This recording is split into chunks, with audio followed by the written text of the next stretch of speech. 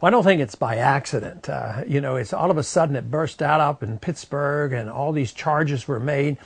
I think the number one reason why this all broke, because there's really nothing new about what's going on over in Iran. I think the reason is that the very, very powerful and the most militant neocons are very worried about Obama and other countries meeting with Iran and actually having negotiations with the government of Iran, and they want to see it stopped. I don't think we have a anti-neocon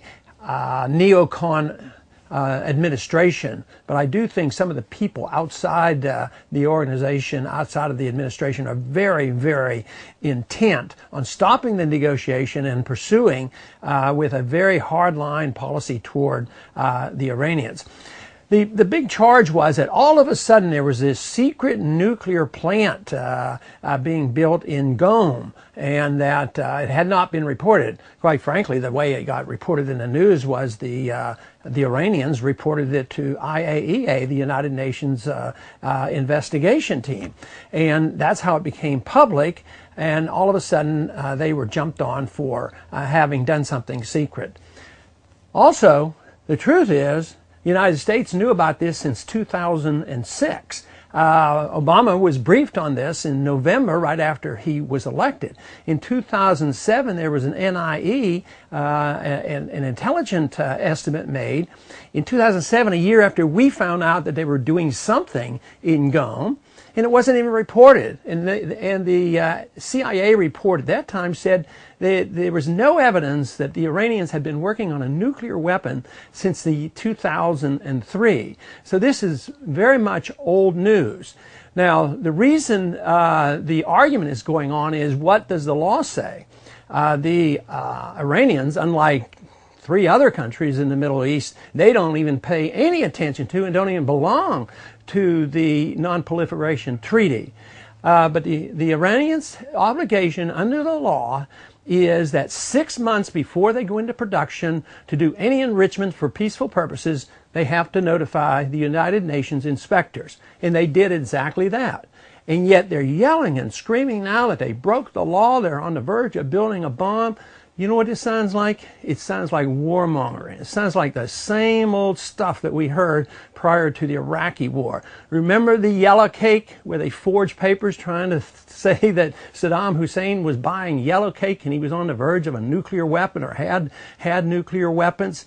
It's the same old thing going on. And all the lies told that we were going to march in and find these nuclear weapons. So it's hysteria, it's warmongering, and unfortunately the major media has not reported anything in balance whatsoever. They keep saying that the Iranians are on the verge. Of course they're talking tough. That's the way they operate over there. It's a tough neighborhood. That's how they rise to power. So they are in many ways rude and loudmouth, but that's how tough guys exist over there. And yet our response to them has been pretty irrational as well, because I think the determination to add sanctions. Right now, they're continuing to clamor for sanctions on the Iranians. Don't allow one drop of gasoline to be imported into Iran. Punish the people of Iran, and that'll bring them to their knees, and they'll throw out their ayatollahs, and they'll be friends with the West. Quite frankly, it does exactly the opposite. It unifies the people of Iran. It does not help the dissidents in Iran.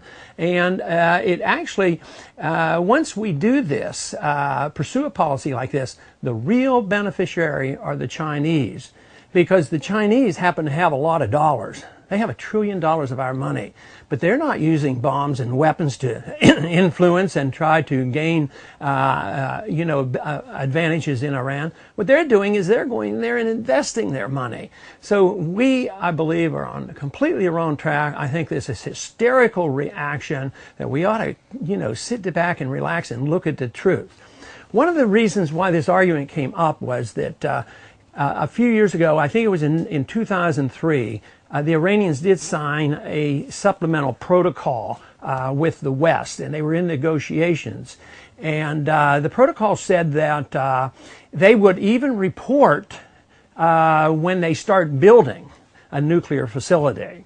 Not just when they were getting ready to go into production, 6 months before production, but just when they started to build it. Now they are building it, and they're said to be in violation of this. But the whole thing is that supplemental protocol was not part of the original non-proliferation treaty.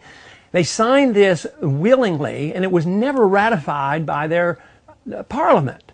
You know, it would be like us having a president sign a treaty and never ratified by the Senate. It wouldn't be the law of the land.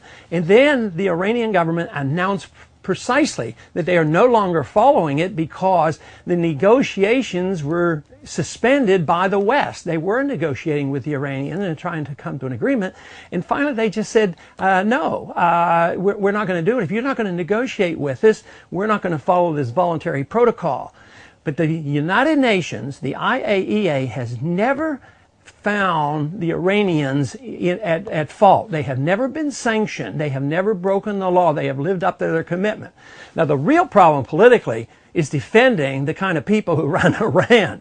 But the whole truth is, if you're going to try to operate within the international law, we shouldn't be so arrogant as to say that they're doing such and such and they haven't done it or they haven't broken the law. So it's time that we pay attention to our promises and our commitments rather than intimidating and threatening, putting on sanctions, which are an act of war, and then setting the stage for ultimately bombing these facilities. So to me, it sounds a whole lot like deja vu, exactly the kind of nonsense that led us into a no-win, nonsensical war in Iraq where we're still bogged down. We're bogged down in Afghanistan and Pakistan, and here they are trying to stir up another fight with another country.